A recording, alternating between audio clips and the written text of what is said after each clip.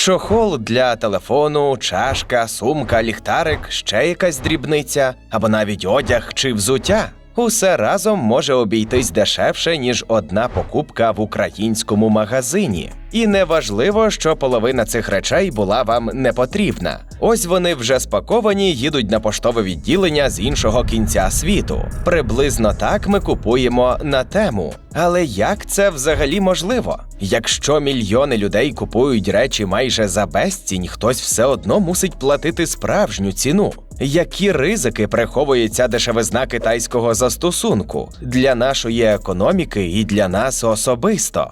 Пояснюємо. Тему дійсно дуже популярний в першу чергу через дуже низькі ціни. Іноді здається, що товар ніяк не може стільки коштувати. Тут точно криється якийсь обман. Чи може ні? По-перше, на Тему майже немає справжніх брендових речей. Якщо ви бачите там товар із лейблом якогось відомого бренду, то, скоріш за все, це буде підробка. По-друге, Тему намагається будувати модель так, щоб товар йшов від виробника до покупця напряму, без посередників. Більшість виробників розташовані в Китаї. Тему купує в них товар за оптовими цінами і все залишається у самого виробника. Тобто сервіс не витрачається на зберігання і на транспортування вже викупленого товару між логістичними центрами. Виходить, що якщо звичайному магазину потрібні склади, логістика, посередники, запаси товару, то Тему на всьому цьому економить. Третя причина дешевизни – жорстка внутрішня конкуренція між самими виробниками. Якщо ви хоч раз щось купували на Тему або просто заходили у застосунок, то точно бачили, що там багато однакових товарів, а ціни можуть суттєво відрізнятись. Логічно, що купувати хочеться там, де найдешевше.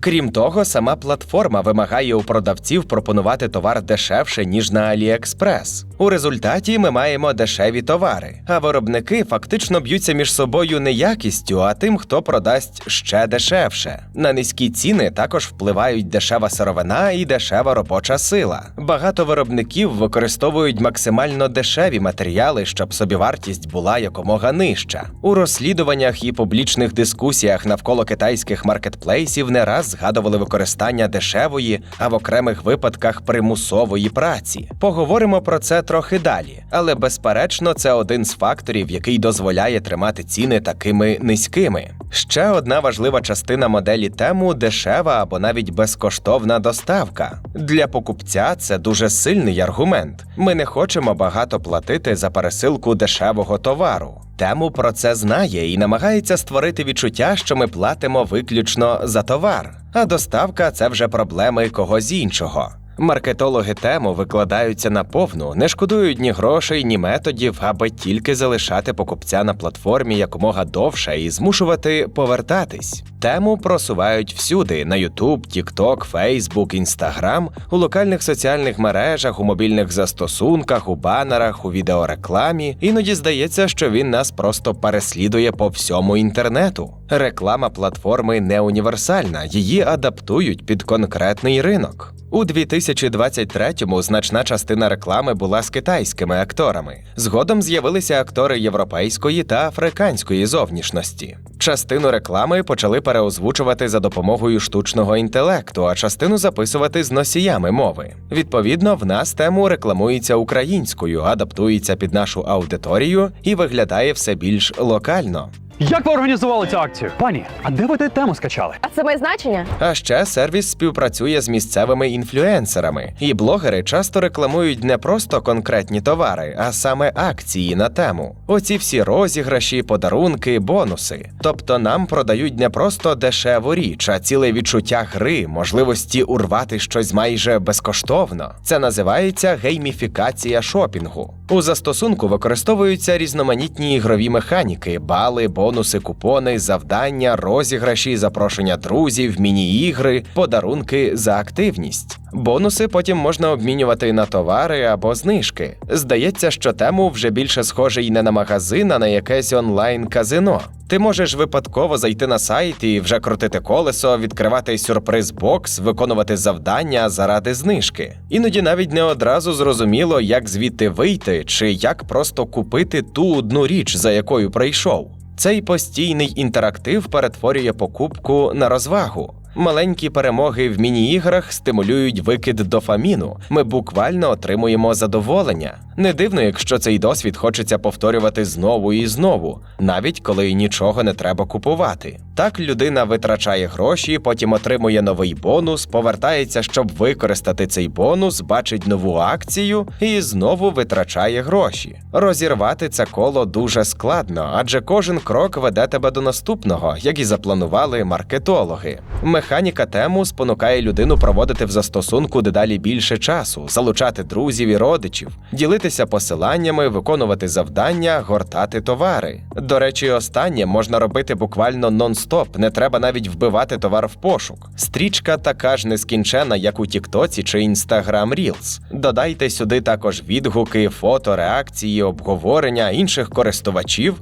і вийде майже повноцінна соцмережа. Тему намагається бути не просто магазином, а місцем, куди людина повертається знову і знову. Якщо говорити про цифри, то лише у 2023-му, коли Тему вийшов на європейський ринок, компанія розмістила 1,3 мільйона рекламних оголошень у Google. У тому ж році Тему витратив $2 мільярди на рекламу в Мета. Були великі рекламні кампанії на Супербоулі, фінальній грі Національної футбольної ліги США. Тему роздав покупцям купони й подарунки на $15 мільйонів. Тобто спочатку компанія дуже швидко вкинула великі гроші на рекламу, захопила ринок, але тепер їх треба і повернути. Є аналітичні дані, що Тему досі де-факто працює в збиток. Можна припустити, що стратегія полягає в агресивному розширенні і витісненні конкурентів за рахунок тимчасових фінансових втрат. Станом на початок 2026-го Тему входить до топ-25 найбільш відвідуваних сайтів у світі. Серед маркетплейсів він займає друге місце, на першому Amazon, а на третьому AliExpress. Близько 90% трафіку забезпечують смартфони та планшети. Тобто абсолютна більшість користувачів заходить не з комп'ютера і навіть не обов'язково через сайт, а саме через мобільний застосунок. Що ж, загальна поведінка сучасних покупців змінилась. Люди дедалі частіше купують просто з телефону. Тому Тему дуже добре оптимізований не під класичний сайт, не під спокійний пошук товару з ноутбука, а під швидке, імпульсивне, постійне гортання в телефоні. Тож так, він зовсім не випадково затягує нас майже як соцмережі. Людина має відкривати застосунок знову і знову, тільки замість смішних відео і повідомлень від друзів бачити нескінченну стрічку дешевих товарів.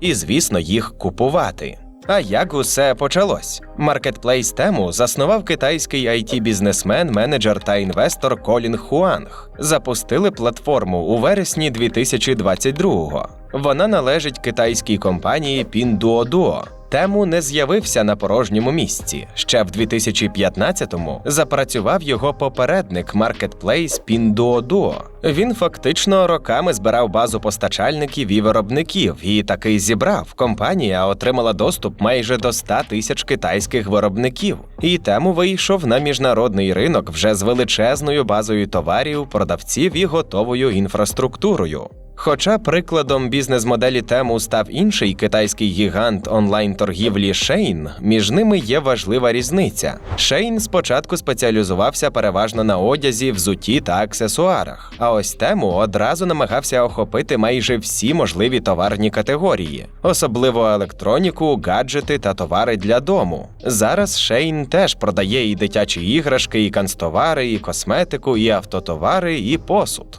Тобто обидва маркетплейси поступово рухаються в одному напрямку, щоб у них можна було купити майже все, що заманеться. У 2022-му Тему вийшов на ринок США, а через рік вже був у Європі, Австралії, Новій Зеландії. Вже всередині 2023-го місячний обіг Тему, тобто сумарна вартість покупок на платформі, досяг і перетнув позначку в $1 мільярд. До нас він дійшов на початку 2024-го. Відносно недавно, але здається, ми вже так швидко до нього звикли, ніби він був завжди. Станом на 2025-й Тему працює на всіх континентах і вже більш ніж у 90 країнах світу. Хоча Тему офіційно не вийшов на великий ринок Індії, в мережі вже багато гайдів про те, як зробити замовлення. Але що цікаво, маркетплейс не продає товари в Китайській Народній Республіці. Так, вам не почулось, в Китаї ця платформа не працює для місцевих покупців. Сервіс створений саме для того, щоб продавати китайські товари за кордон. Окремо звернемо увагу, що Тему також досі офіційно не зайшов на ринок Росії. Росіяни можуть купувати там товари, але через посередників, тому доводиться додатково платити за доставку і довше чекати. Відкритих точних даних про обсяги продажів Тему по окремих країнах немає. Тобто ми не можемо точно сказати, скільки саме маркетплейс продав у США, Німеччині, Польщі чи Україні. Але можна дивитись на непрямі показники, як, наприклад, інтернет-трафік, кількість відвідувань, пошукові запити, кількість завантажень застосунку, логістику і дані про міжнародні посилки. Є дані, що загальні продажі Тему у 2025-му можуть становити $92,5 мільярда. За непрямими ознаками головними ринками є США, Німеччина, Франція, Польща, Італія та Іспанія. Це країни з великим населенням і великим споживчим ринком. У кожній європейській країні з цього списку живуть десятки мільйонів людей. Від понад 80 мільйонів в Німеччині до майже 40 мільйонів у Польщі, а у США майже 350 мільйонів. Окремо важливий показник – Європейський Союз. За рік роботи на ринку ЄС Тему зібрав 75 мільйонів користувачів. По Україні точних відкритих даних про продажі Тему теж немає. Що стосується трафіка, за 2023-2024 роки він зріс у 10 разів. Ба більше, застосунок Тему став найбільш завантажуваним у сегменті маркетплейсів і онлайн-шопінгу в Україні. Ще один важливий крок стався у січні 2025-го, коли Укрпошта і Тему оголосили про стратегічне партнерство. Тоді ж керівник Укрпошти Ігор Смілянський повідомив, що під час пілотного проєкту у 2024-му Укрпошта доставила в Україну 1,5 мільйона посилок Тему. Швидше розмитнення посилок в Україні, доступ до великої логістичної мережі Укрпошти будуть для Тему додатковими перевагами перед іншими китайськими конкурентами. Насамперед перед AliExpress. Щоб краще зрозуміти масштаб присутності Тему в Україні, подивимось на загальну статистику міжнародних посилок. У 2024-му українці отримали 53 мільйони посилок за кордону загальною вартістю 44,6 мільярда гривень. Абсолютна більшість цих посилок надійшла з Китаю. І хоча частка Тему не була найбільшою, як для нового сервісу, це було доволі помітно. А далі обсяги тільки зросли. За оцінками НБУ, за перші 9 місяців 2025-го вартість посилок, які українці отримали за кордону, становила $4,5 мільярда. Виходить, що за прикольним застосунком і дешевими дрібничками стоїть великий потік імпортних товарів, який швидко росте, поступово змінює український онлайн-ринок і впливає на онлайн-торгівлю. Ми вже побіжно згадали, що за супердешевими товарами на Тему стоїть низька якість і дешева робоча сила. Іноді навіть кажуть «рабська». І справді, навколо платформи вже накопичилося багато претензій. Скандали також виникають навколо нелегальної або небезпечної продукції, низької якості товарів та тиску на постачальників. Але, як бачимо, Тема успішно працює і масштабується далі. Тож, що це означає? Що немає доказів? Чи що всім просто байдуже? Питання примусової праці – це проблема китайського виробництва загалом. Вона пов'язана з політичною і суспільною системою КНР. Один з найбільш відомих прикладів – ситуація в Сіньцзянь-Уйгурському автономному районі. У 2023-му на Тему знайшли щонайменше 10 товарів із Сіньцзяну, де, за даними розслідувань, використовують примусову працю уйгурів. Це були звичайні речі – капці, сонцезахисні окуляри, посуд. Ті дешеві дрібниці, які люди кидають у кошик, не задумуючись. У цьому регіоні фактично побудована система масового контролю над уйгурами та іншими тюркськими мусульманськими народами – казахами, киргизами, узбеками. Там є так звані табори перевиховання, і виглядає це так само погано, як звучить. Масове стеження, незаконне позбавлення волі і буквально перевиховання. Людей змушують говорити китайською, вчити партійні гасла, відмовлятися від своєї релігії, мови і культури. Ця політика триває з 2014-го, а з 2017-го вона набула найбільш жорсткої форми саме з масовим використанням таборів. Офіційно Пекін пояснює це боротьбою з тероризмом, але на практиці усе це виглядає як прикриття для зовсім іншої політики. По-перше, влада Китаю намагається не допустити сепарації Азії регіону, де значну частку населення становлять не китайські за походженням народи, і як наслідок не допустити створення уйгурської держави. По-друге, Китай уже пройшов так званий другий демографічний перехід. Це означає старіння населення і зниження народжуваності, а в Сіньцзяні природний приріст населення був приблизно вдвічі більший за середній показник КНР. Тобто, з точки зору Пекіна, уйгурський людський ресурс – це не лише політичне, а й демографічне питання.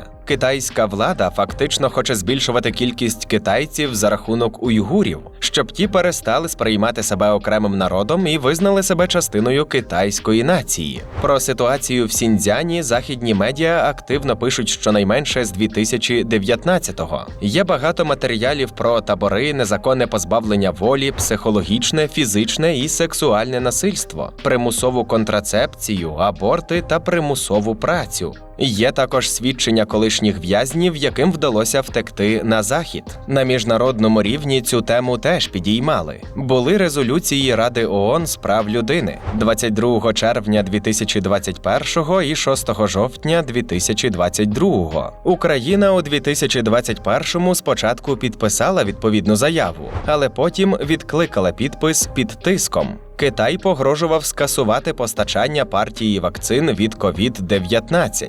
У 2022-му Україна вже не голосувала. Резолюція 2022-го передбачала навіть не санкції, а лише обговорення звіту ООН про ймовірні злочини влади КНР. Це добре показує, наскільки обережно світ реагує на Китай, наддержаву, економіку номер 2 у світі. Навряд чи можна очікувати тотальних санкцій, але окремі країни – США, Канада, Велика Британія, Європейський Союз – запроваджують їх проти китайських посадовців, причетних до злочинів проти уйгурів. Американці також вводять обмеження проти компаній, які використовують примусову працю в'язнів таборів перевиховання, а також проти компаній-постачальників таких товарів.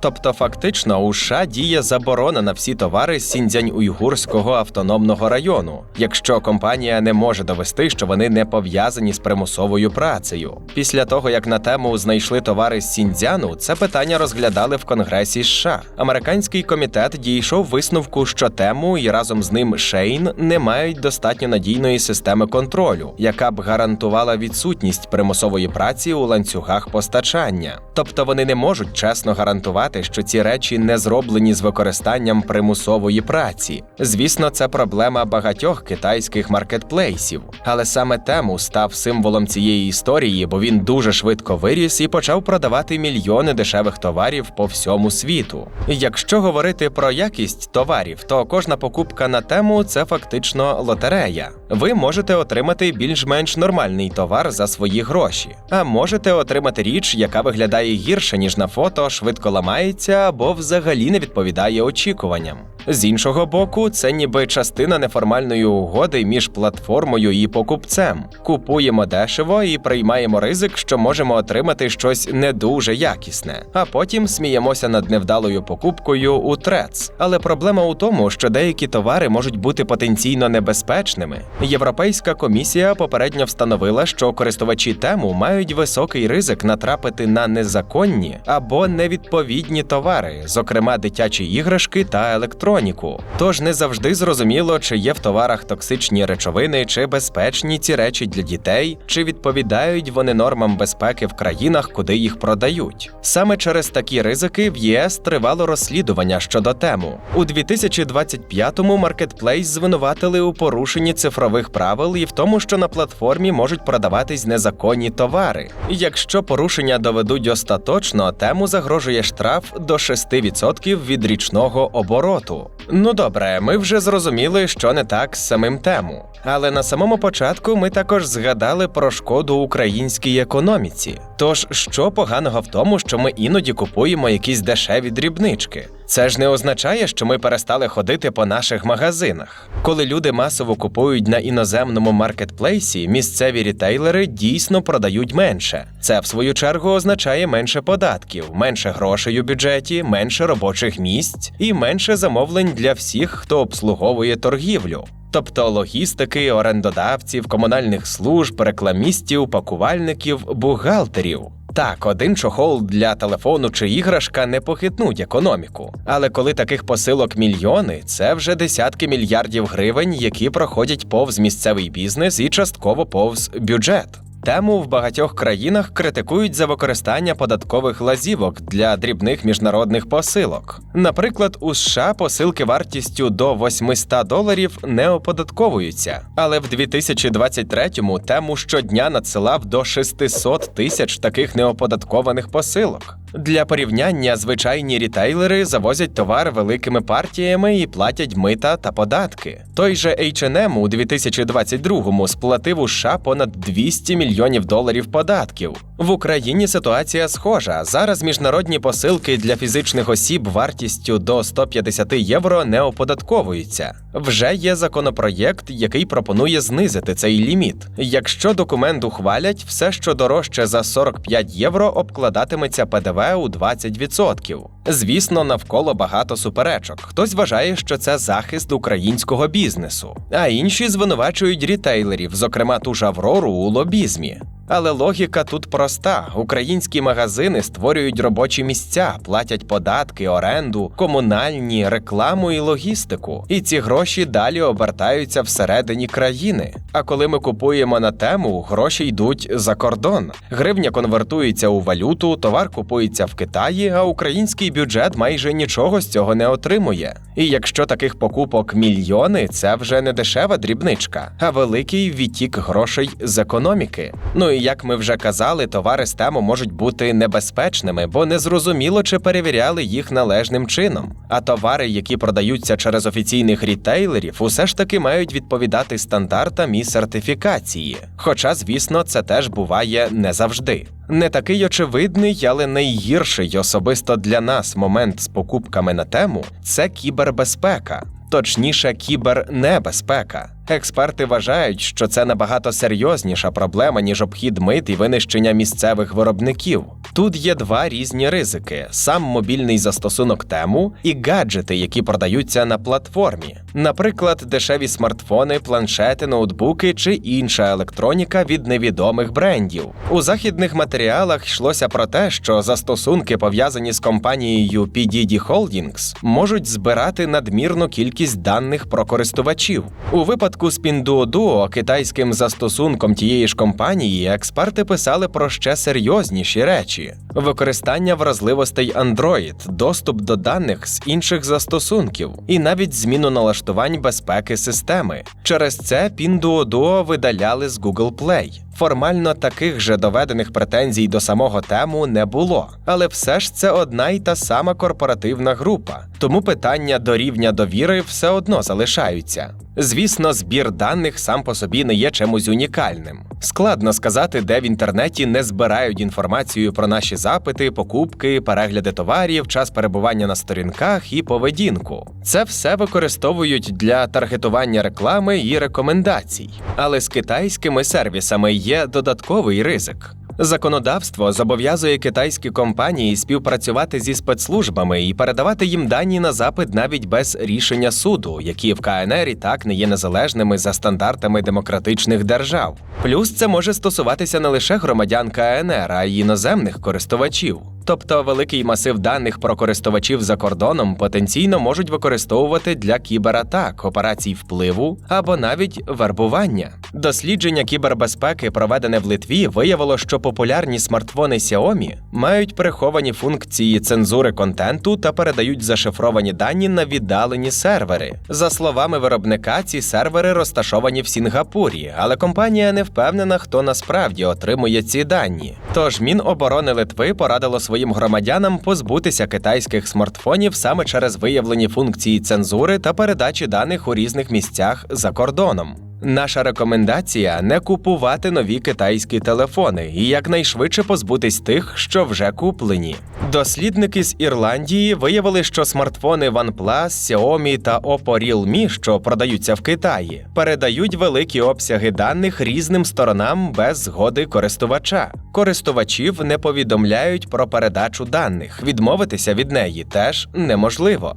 На Заході та і в світі загалом підозріло ставляться до китайських технологій. У певних країнах вже заборонили китайським постачальникам Huawei та ZTE доступ до мереж 5G. Також забороняють або дуже прискіпливо перевіряють китайські дрони, так звані розумні автомобілі. Це все тривожні дзвіночки, але головне, що вони не безпідставні. Мало того, що ми ризикуємо витоком чутливої інформації через китайські телефони, так ще й наражаємо себе на небезпеку додатково, купуючись на дешеві гаджети з тему. Якщо ви купуєте або виграєте якийсь умовний планшет або смартфон за $1 від невідомого виробника, ви не знаєте, що всередині. Які компоненти, яка прошивка, які програми встановлені, чи є оновлення безпеки і чи немає там прихованого збору даних. Ну і давайте відверто, телефон за $1 – це підозріло дешево навіть для тему. То може комусь треба, щоб ви його купили?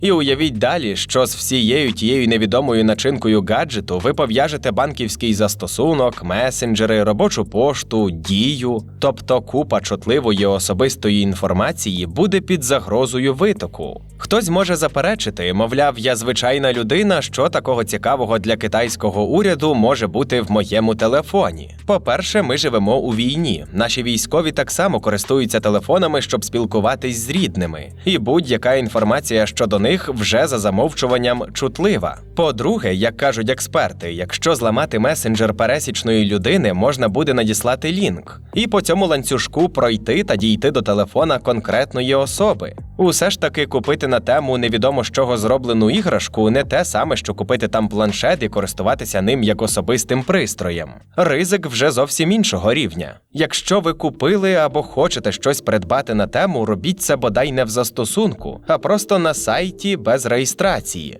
Якщо вже маєте застосунок, то краще видаліть його, бо тримати тему на телефоні, де є робочі акаунти, банкінг, важливі особисті дані, дуже легковажно. Платити краще через одноразову або віртуальну картку, ніж прив'язувати вашу постійну банківську. Це, до речі, стосується всіх онлайн-магазинів. Ну і не купуйте на платформі незрозумілі гаджети для повсякденного використання. Теж зберігаєте в телефоні половину життя? Якщо ви його не захистили, ворог за лічені хвилини дізнається про вас усе. Як уберегтися від шпигунських програм? Програми і застосунки встановлюйте лише з перевірених джерел, наприклад, офіційних сайтів розробників. Використовуйте на своїх пристроях антивірусні програми з ліцензією. Список перевірених програм шукайте на сайті довідка.info. Установіть двофакторну автентифікацію при вході в соцмережі, месенджери і застосунки, де це можливо. Не переходьте за невідомими посиланнями. Пам'ятайте, кібербезпека – це теж спротив, доступний кожному. А також давайте пам'ятати про більш загальні заходи безпеки в інтернеті. Не ділитися чутливою інформацією в соцмережах, не завантажувати файли з незрозумілих джерел, встановити надійні паролі і обов'язково розмовляти з дітьми про кібербезпеку. Чекап своєї кібербезпеки можна пройти на сайті довідка.info.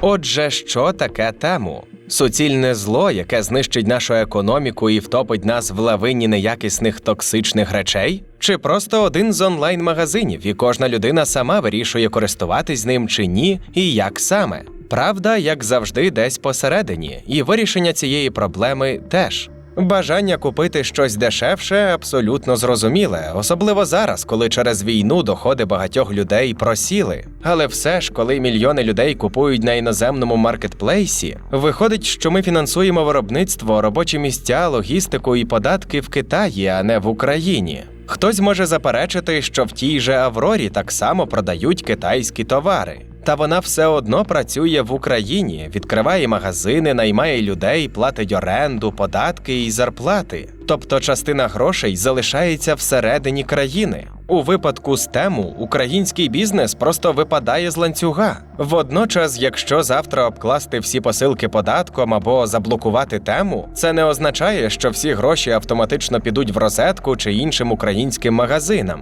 Попит на тему тримається саме на дуже низьких цінах і гейміфікації. Якщо ціни зростуть, частина людей просто купуватиме менше. Найреалістичніший шлях у цьому складному питанні – це вирівнювати правила, оподатковувати дрібні посилки, контролювати безпечність товарів, вимагати відповідальності від маркетплейсів і захищати персональні дані користувачів. Адже головна проблема тему не в тому, що люди хочуть купувати дешевше. Ця дешевизна, як ми вже знаємо, має приховану ціну для українського бізнесу, бюджету, робочих місць, безпеки товарів і даних користувачів. Ну і плюс моральна сторона питання з примусовою працею. Тему продає нам відчуття, що можна купувати речі майже за безцінь і нічого не втрачати. Але втрати є, і приходять вони не одним великим рахунком, а мільйонами маленьких посилок. Дякуємо, що додивилися до кінця. Не забудьте поставити вподобайку, залишити коментар і поділитись цим відео зі своїми друзями.